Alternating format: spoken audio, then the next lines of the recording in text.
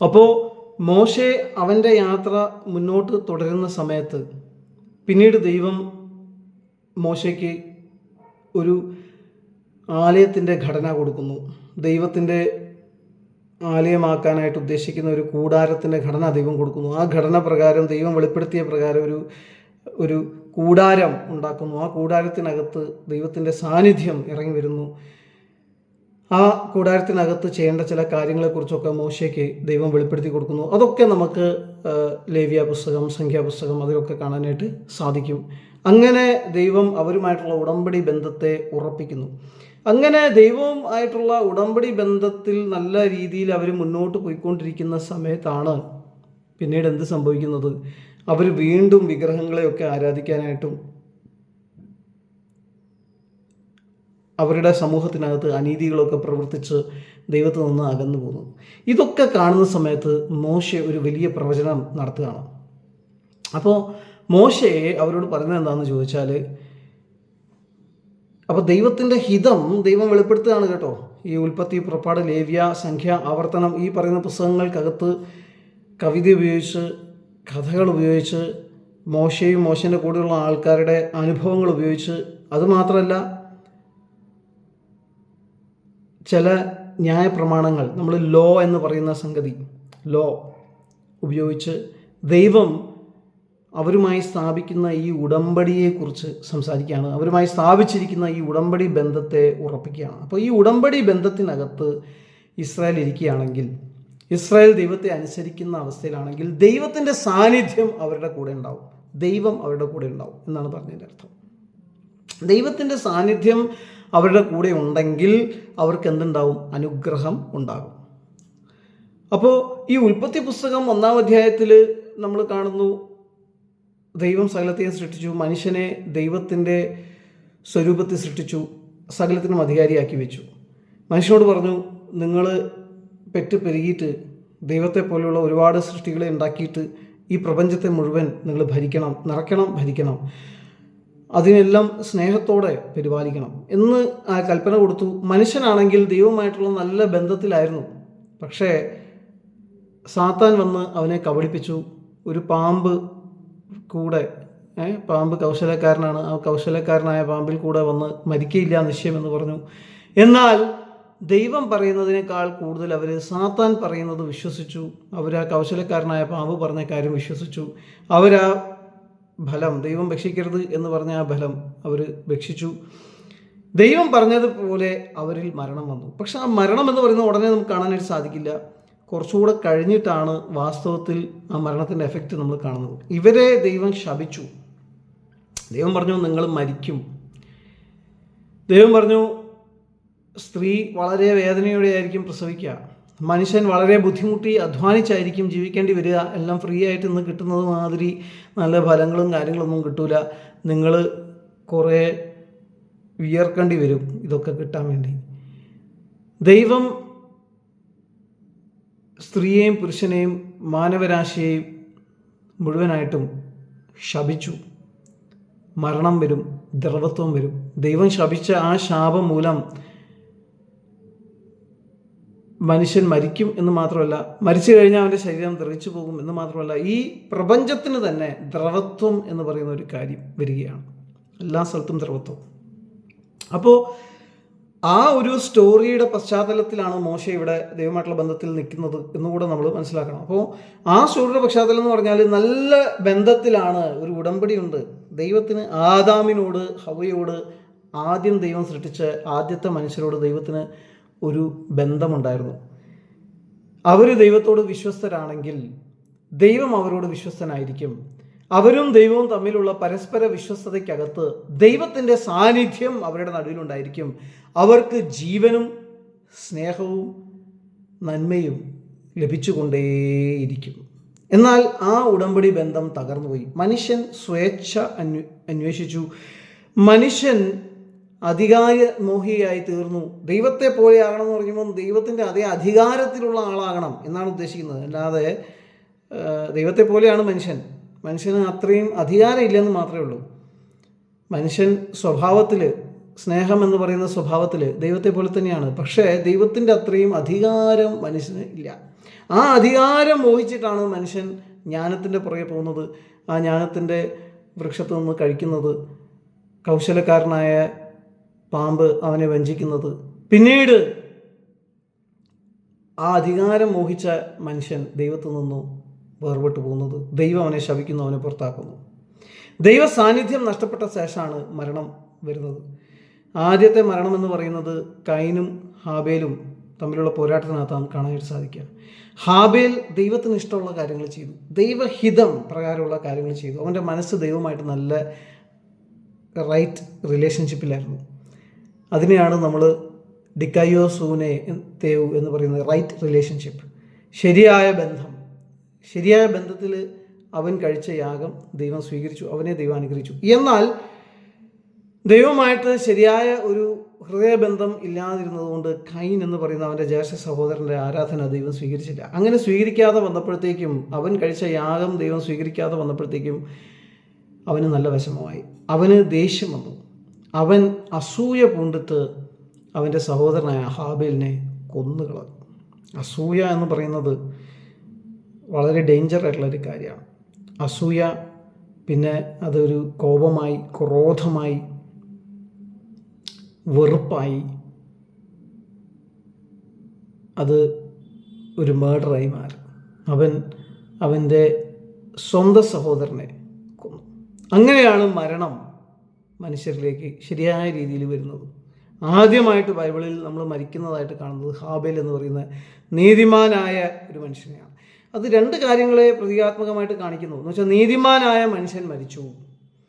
അന്ന് മനുഷ്യൻ അധികാരമോഹിയായി തീർന്ന് സ്വേച്ഛ അന്വേഷിച്ച് പോയപ്പോൾ തന്നെ മരണത്തിൻ്റെ ശാപം അവരുടെ മുകളിൽ വാക്ക് എന്നുള്ള രീതിയിൽ മരണം എന്ന് പറയുന്ന ശാപം അവരുടെ മുകളിൽ കിടക്കുകയാണ്. പക്ഷെ ആ മരണം വാസ്തവത്തിൽ വരുന്നത് എപ്പോഴാണ്? ഹാബേൽ മരിക്കുമ്പോഴാണ്. ഹാബേൽ എന്ന് പറയുന്ന നീതിമാനായ ഒരു മനുഷ്യൻ മരിക്കുന്നു.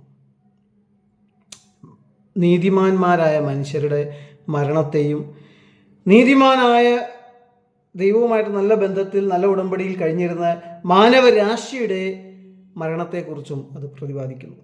എന്നുവെച്ചാൽ ഒരു മനുഷ്യനായ ആദാമിൽ കൂടെ മരണം വന്നു എന്ന് പൗലോസ് എഴുതുമ്പോൾ പൗലോസ് വാസ്തവത്തിൽ ഉദ്ദേശിക്കുന്നത് ആദാം അന്ന് ദൈവവുമായിട്ടുള്ള ഉടമ്പടി തെറ്റിച്ച് അവൻ്റെ സ്വന്തം ആഗ്രഹം അന്വേഷിച്ച് ആദാമും ഹവ്വയും ഒരുമിച്ചാണ് കൂട്ടുന്നത്. അല്ലാതെ ആദാം എന്ന് പറയുന്ന ഒരു വ്യക്തിയല്ല, രണ്ടുപേരും. അപ്പം നമ്മൾ പറയും ഹവ്വേനെ മുകളിൽ നമുക്ക് എല്ലാ ബ്ലെയിമും ഇടാം. പക്ഷേ ആദാമും ഹവ്വയും ഒരു വ്യക്തിയാണ്, ഒറ്റ വ്യക്തിയാണ് അവർ രണ്ടുപേരും ദൈവത്തിൻ്റെ കാഴ്ചപ്പാടിൽ.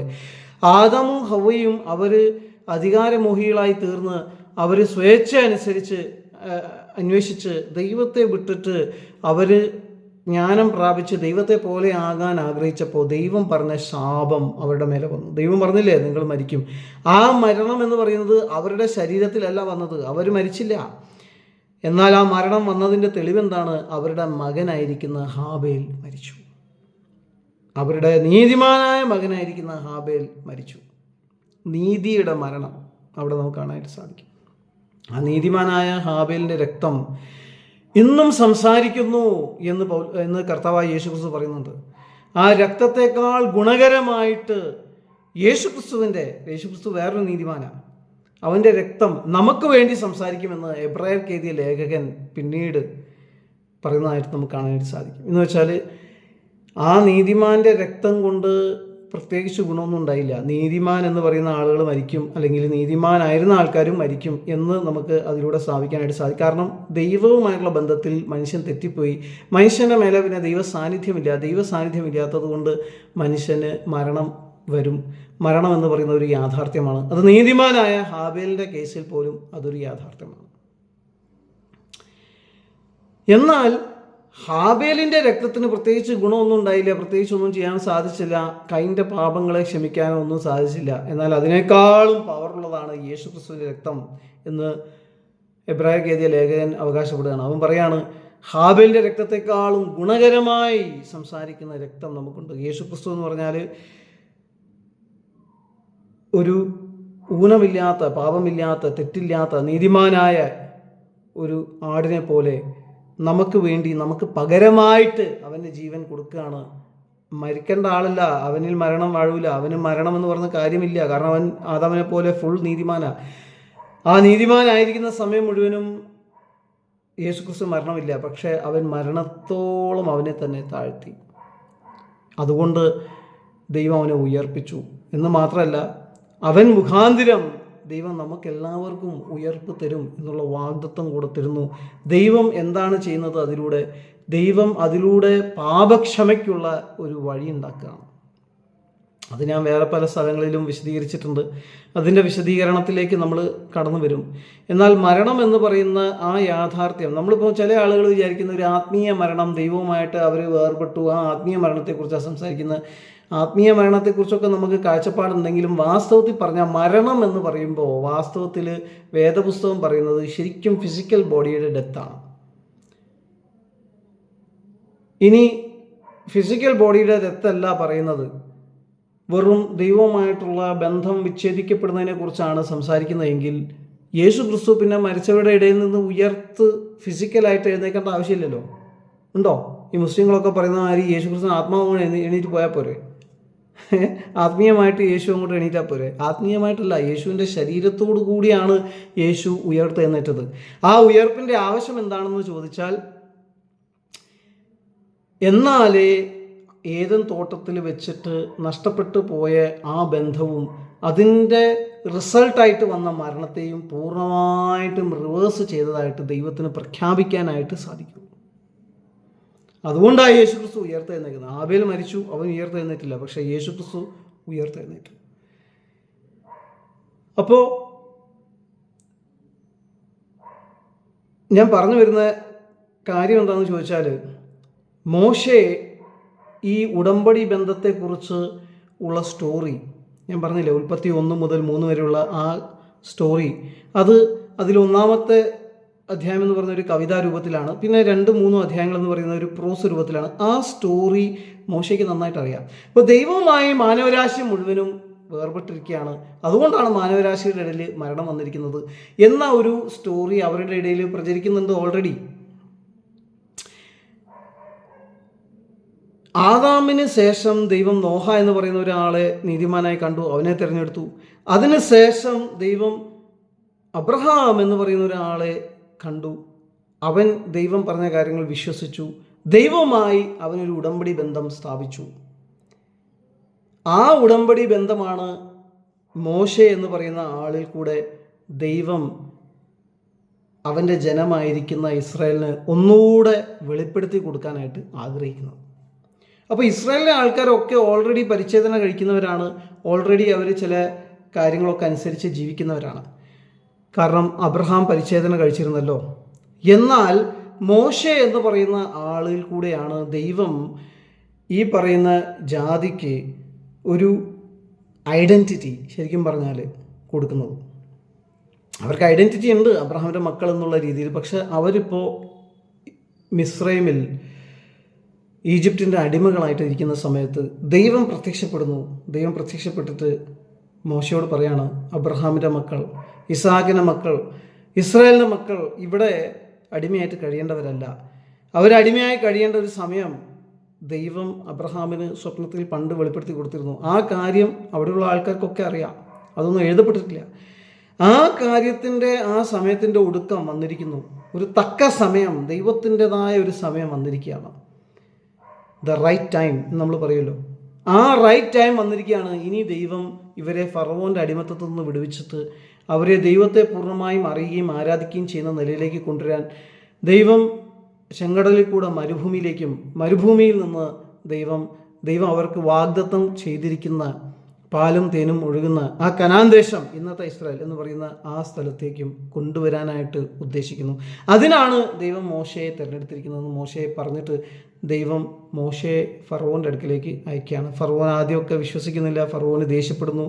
ഫറവോന് ഈ പറഞ്ഞ ഞാനാകുന്നു എന്നൊക്കെ പറഞ്ഞാൽ കാണാൻ കഴിയാത്തൊരു ദൈവത്തെ പറ്റിയൊക്കെ ചിന്തിക്കുമ്പോൾ ഫറവോന് ചിരിയാണ് വരുന്നത്. പക്ഷേ പിന്നീടാണ് ഈ കാണാൻ കഴിയാത്ത ദൈവത്തിൻ്റെ വലിയ ശക്തി ഫറവോൻ അവൻ്റെ ജീവിതത്തിലും അവൻ്റെ മക്കളുടെ ജീവിതത്തിലും അവൻ്റെ മുഴുവൻ ആർമിയുടെ അവസ്ഥയിലും അനുഭവിക്കുന്നത്. അവൻ മുഴുവനായും ചെങ്കടലിനകത്ത് മുങ്ങി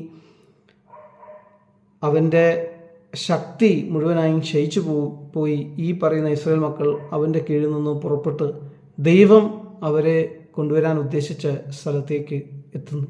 എത്തുന്നതായിട്ട് അവനും ആ ഫറവോനും കാണാനായിട്ട് സാധിക്കുന്നു.